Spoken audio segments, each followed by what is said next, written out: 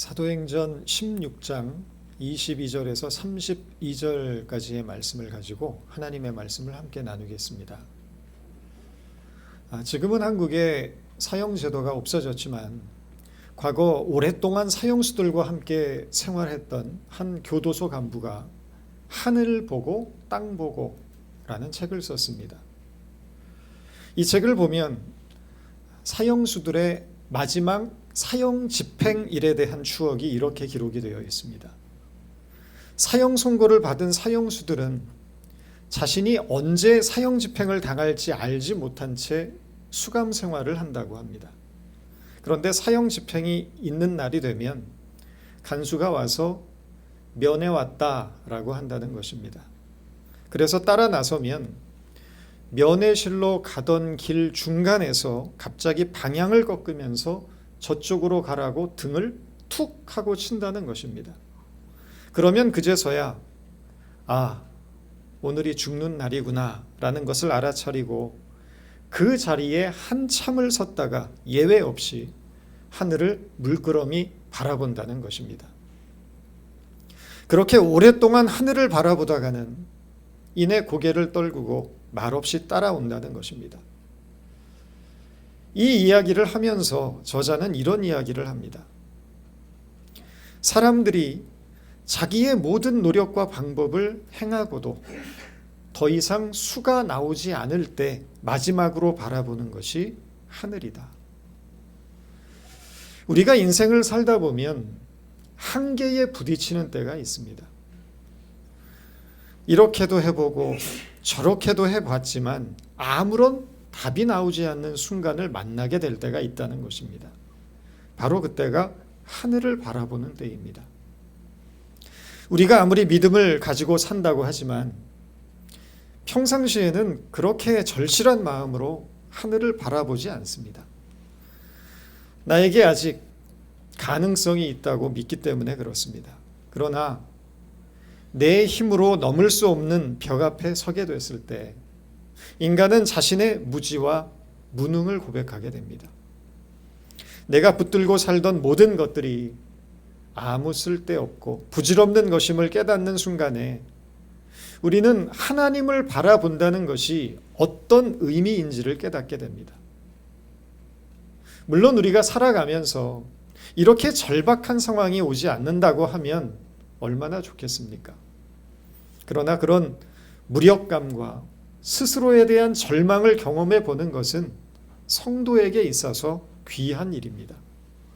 하나님을 온전히 바라볼 수 있는 기회가 되기 때문입니다. 나 자신을 내려놓고 하나님만을 의지한다는 것, 하나님께 모든 것을 맡긴다는 것의 의미가 무엇인지를 깨닫게 되는 것입니다. 바울도 그랬습니다. 우리는 흔히 생각하기를 바울 같은 사람은 우리와는 달라서 어떤 상황이 와도 두려움이 없고 절망하거나 낙심하지 않았을 것이라고 생각하지만 그렇지 않습니다. 왜 바울이라고 두렵지 않았겠습니까? 왜 낙심되지 않았고 왜 고통스럽지 않겠습니까? 바울도 우리와 똑같은 성정을 가진 연약한 인간일 뿐입니다. 만약에 바울이 처절한 고통의 상황이 왔는데도 조금도 두려워하거나 낙심하는 기색이 없이 나는 항상 기뻐요, 감사해요, 행복해요, 나는 믿음의 사람이니까요, 이런 식으로 나왔다면 참 꼴보기 싫었을 것입니다. 인간미라고는 조금도 없는 돌덩이 같이 느껴졌을 것입니다. 그러나 바울은 그렇지 않았습니다. 그도 연약하고 평범한 인간일 뿐이었습니다. 고린도 후서 1장 8절을 보면 바울은 자신의 고통에 대해서 이렇게 적고 있습니다. 제가 표준세 번역으로 읽어드리겠습니다. 형제 자매 여러분, 우리가 아시아에서 당한 환난을 여러분이 알기 원합니다. 우리는 힘에 겹게 너무 짓눌려서 마침내 살 희망마저 잃을 지경에 이르렀습니다. 우리는 이미 죽음을 선고받은 몸이라고 느꼈습니다. 그렇게 된 것은 우리 자신을 의지하지 않고 죽은 사람을 살리시는 하나님을 의지하게 하기 위함이었습니다. 환난과 시련 앞에서 다 포기하고 그저 죽고 싶은 마음밖에 없었다고 고백하는 것입니다. 그러나 중요한 사실은 그렇게 죽고 싶을 만큼 힘든 시련을 당하면서 중요한 한 가지 사실에 직면하게 되었는데, 그것은 의지할 분은 오직 하나님뿐이더라 라는 것입니다. 이것을 깨닫게 됐다는 것입니다. 자기의 가능성이 완전히 사라지고 나니까 바라볼 것이 하늘밖에 없더라는 것입니다. 그런데 바울이 고린도후서 1장 8절에서 지금 고백했던 아시아에서 당한 환난이 바로 오늘 우리가 본문에서 읽은 빌립보 감옥의 사건입니다. 바울이 어떤 사람이었습니까? 바울은 자타가 공인하는 엘리트였습니다. 똑똑한 사람이었습니다. 요즘 말로 화려한 스펙을 가진 사람입니다. 나면서부터 로마의 시민권을 가졌고 헬라의 언어와 철학, 히브리 종교와 사상에 능통했으며 랍비였고 문장가였고 당대의 최고의 학자로 알려졌던 가말리엘의 제자였습니다. 다메섹 도상에서 부활하신 예수님을 만난 후에 자신의 소명을 깨닫고 열정을 다해서 전도를 다녔지만 여전히 바울은 혈기왕성하고 자신의 지식과 지혜와 능력과 힘에 의지하고 있었던 것입니다. 그런데 감옥에 사로잡힌 몸이 되어 죽을 만큼 두드려 맞고 온몸을 철저하게 무력화시키는 착고에 채워져서 스스로는 앉을 수도 없고 일어설 수도 없고 누울 수도 없고 숟가락 하나 마음대로 뜰 수 없는 아무짝에도 쓸모없는 인간임을 알게 되었을 때 바울은 비로소 자신의 무능함을 뼈저리게 깨달았던 것입니다. 그리고 그 고통 속에서 그가 깨달았던 것은 자신을 의지하지 않고 오직 죽은 자를 살리시는 하나님만을 의지하는 것이 참 믿음이라는 사실을 깨닫게 되었다는 것입니다. 오늘 본문 22절, 25절 말씀입니다. 무리가 일제히 일어나 고발하니 상관들이 옷을 찢어 벗기고 매로 치라 하여 많이 친 후에 옥에 가두고 간수에게 명하여 든든히 지키라 하니 그가 이러한 명령을 받아 그들을 깊은 옥에 가두고 그 발을 착고에 든든히 채웠더니 한밤중에 바울과 실라가 기도하고 하나님을 찬송하매 죄수들이 듣더라. 매맞고 감옥에 갇혀서 착고에 채워진 바울은 심한 절망감을 느꼈을 것입니다. 그리고 그 절망으로 인해서 하나님께 기도하고 있는 것입니다. 본문에 다른 죄수들이 그 기도를 들었다라고 기록한 것으로 보아서 아마도 바울은 크게 울부짖고 소리 지르며 기도했을 것입니다. 아마도 자신의 남은 모든 힘을 다해서 절규하듯이 하나님께 기도했을 것입니다. 우리는 바울의 이런 모습을 보면서 역시 대단하네, 바울이네, 저렇게 만신창이가 된 상황에서 어떻게 기도할 수 있었을까? 라고 생각할 수 있습니다. 그러나 바울이 기도한 이유는 그의 믿음이 좋아서가 아니라 그 상황에서 할 수 있는 일이라곤 기도밖에 없었기 때문입니다. 뭘 할 수 있었겠습니까? 손발이 다 묶였고 매맞고 감옥에 갇혔는데 기도하는 일 외에 무엇을 할 수 있겠습니까? 이것을 다른 관점에서 이야기를 하면 사람들은 바울이 하는 일을 막기 위하여 그를 결박하고 협박하고 자유를 박탈했지만 기도만큼은 막을 수 없었다는 것입니다. 바로 여기에 우리가 알아야 할 중요한 비밀이 있습니다. 그것은 하나님이 하시는 일은 세상의 방법으로 막을 수 없다는 것입니다. 우리의 기도 가운데 일하시는 하나님을 누가 어떤 방법으로 막을 수 있겠습니까? 하나님은 이 세상의 어떤 무엇으로도 방해받지 않으십니다. 하나님은 우리가 기대하고 예상하는 방법과 방식으로 일하시지 않기 때문입니다. 하나님은 영이시기 때문에 그렇습니다. 영이신 하나님께서 우리 가운데 역사하시고 일하시고 자기의 뜻을 이루어가는 것은 이 세상의 그 무엇으로도 막을 수가 없다는 것입니다. 마치 기도를 막을 수 없는 것처럼 말입니다. 이것은 놀라운 신앙의 신비입니다. 성도가 기도하는 한, 기도 가운데 우리 인생 속에 역사하시는 하나님의 사랑과 능력은 그 무엇도 막을 수가 없으며 언제나 우리를 위하여 일하신다는 것입니다. 그러므로 기억하시기 바랍니다. 저와 여러분이 기도를 포기하지 않는 한, 저와 여러분이 기도를 붙들고 있는 한, 이 세상의 어떤 시련과 고난도 우리를 위해 일하시는 하나님을 제한하거나 막을 수 없으며 우리를 구원하시며 선한 길로 인도하시는 하나님의 뜻은 이루어져 간다는 것입니다. 이윽고 아무도 예상하지 못했던 일이 벌어집니다.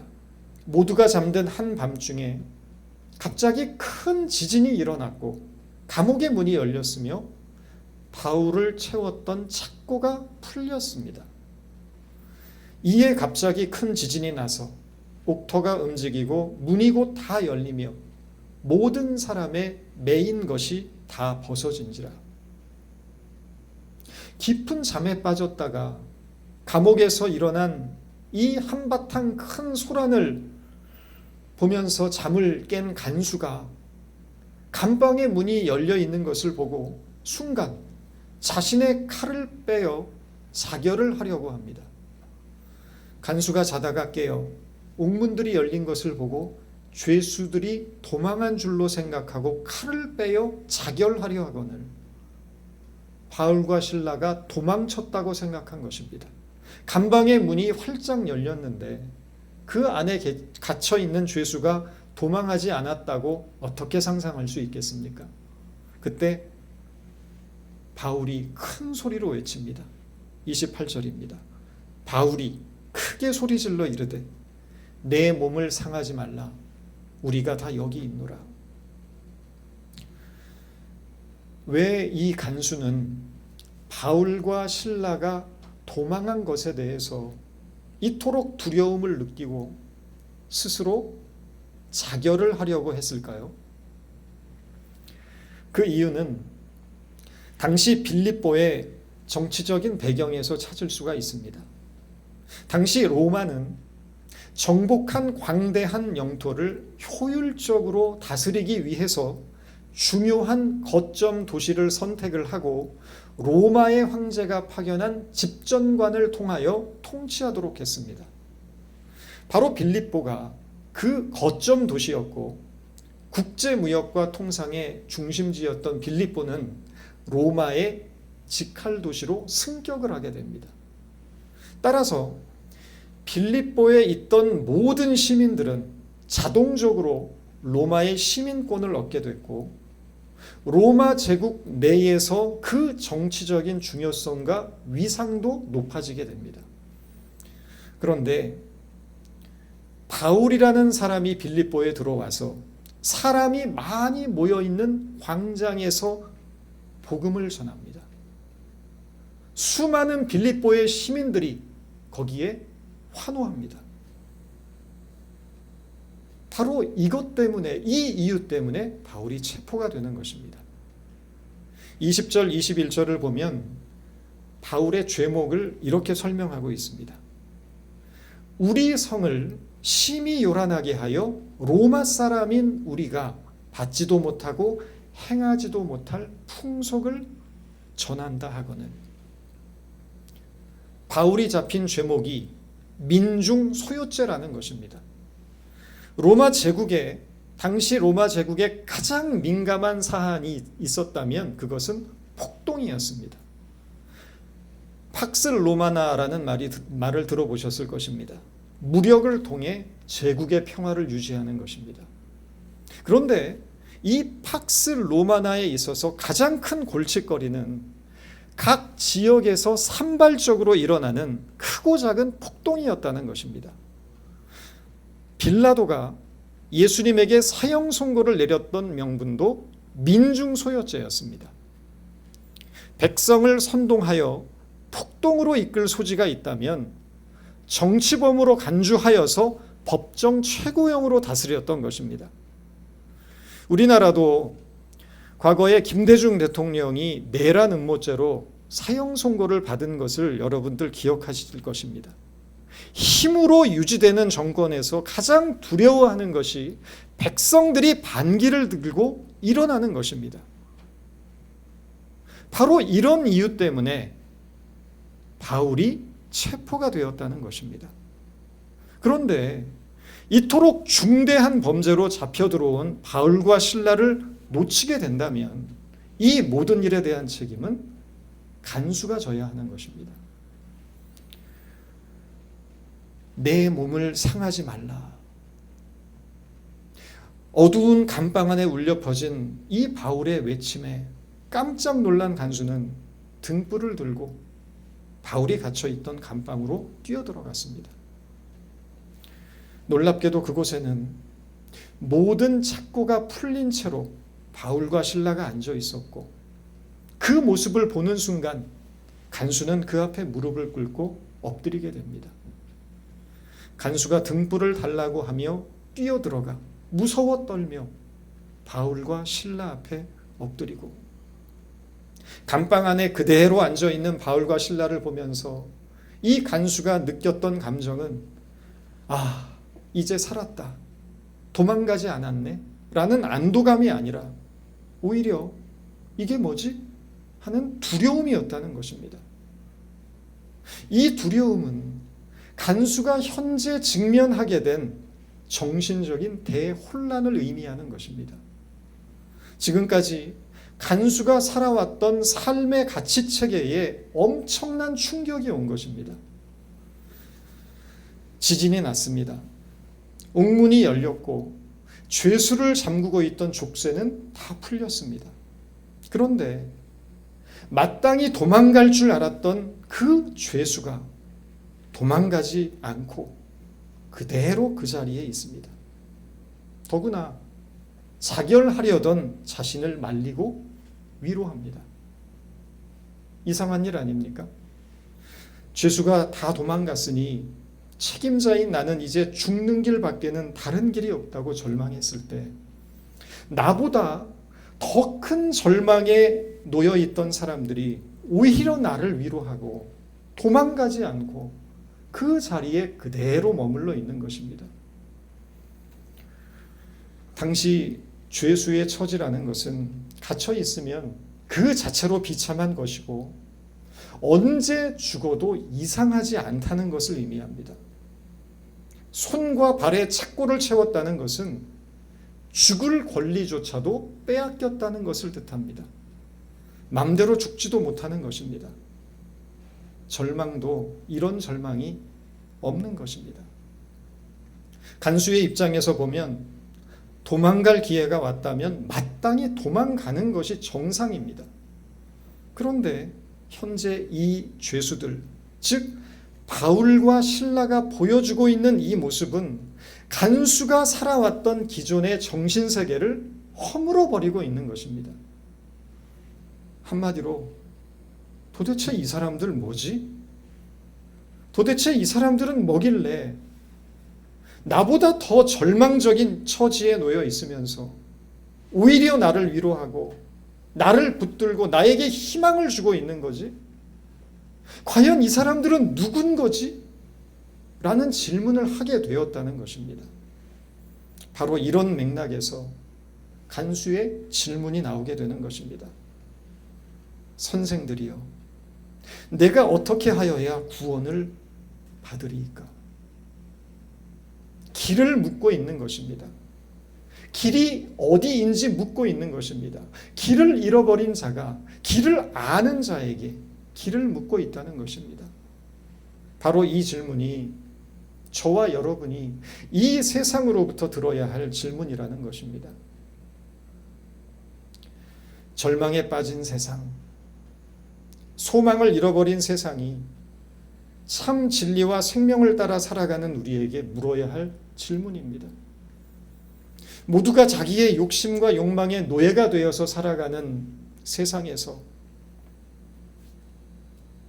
자기를 비우고 다른 이를 섬기고 배려하는 우리를 보고 당신이 살아가는 것을 보니 내 욕심이 부끄럽습니다. 거짓이 난무하는 세상에서 당신처럼 선한 의지로 살고자 애쓰는 것을 보니까 내 삶의 어두움을 비추는 등불이 됩니다. 작은 것에도 감사하고 어려움 속에도 늘 희망을 구하는 당신을 보니 위로가 되고 힘이 됩니다. 나도 당신이 걷는 그 길을 걷고 싶습니다. 나도 당신이 믿는 하나님을 알고 싶습니다. 라는 요청을 받아야 한다는 것입니다. 구원의 길을 가르쳐 달라는 간수의 질문에 대해서 바울은 이렇게 대답을 합니다. 주 예수를 믿으라. 그리하면 너와 내 집이 구원을 받으리라. 진리와 생명의 길이 예수 안에 있다는 것입니다. 그러므로 믿으라는 것입니다. 믿는다는 것이 무엇입니까? 믿음을 뜻하는 헬라어 피스티오는 신실함을 뜻합니다. 믿는다는 것은 신실해지는 것을 의미한다는 것입니다. 그런데 이 피스티오라는 단어에는 신실함 외에 입증하다라는 뜻도 가지고 있습니다. 결국 믿는다는 것은 신실한 삶으로 믿음을 입증하다라는 뜻이 되는 것입니다. 예수 믿는 것과 안 믿는 것이 삶에 있어서 얼마나 크게 차이가 난다고 생각하십니까? 만약 별 차이가 나지 않는다고 느끼신다면 우리는 그냥 대충 믿고 사는 겁니다. 그저 믿음이라는 것을 천국 가는 티켓 정도로 생각하고 있는 것입니다. 그러나 참 믿음은 내세뿐 아니라 현세에도 아름다운 삶의 내용과 열매로 드러나야 합니다. 믿으신다면 이 세상의 철학과 풍조를 따라서 살지 마시고 하나님의 뜻을 구하며 진리의 말씀을 따라 신실하게 살기 위하여 노력할 수 있기를 바랍니다. 그래야 우리의 믿음은 참 믿음이 되는 것입니다.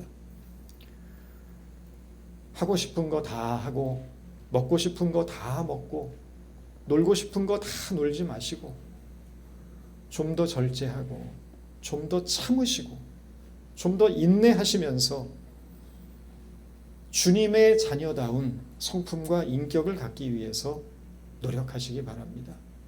그렇게 살아야 나중에 하늘나라에 가서 좀 더 떳떳한 모습으로 주님을 만날 수 있을 것입니다. 세월이 지날수록 더 성숙하고 멋진 믿음의 사람으로 다듬어져 가는 저와 여러분이 될 수 있기 바랍니다. 기도하겠습니다. 하나님, 세상에 살면서 세상과 다르게 사는 일이 바보처럼 느껴지지만 하나님의 자녀는 마땅히 다르게 살아서 하나님의 하나님 되심을 세상 가운데 입증할 책임이 있음을 깨닫습니다. 그렇게 살 수 있도록 우리를 도와주시고 세상의 참된 진리와 생명의 길이 예수 안에 있다는 것을 입증하는 저희들이 되게 하여 주옵소서. 예수님의 이름으로 기도드렸습니다.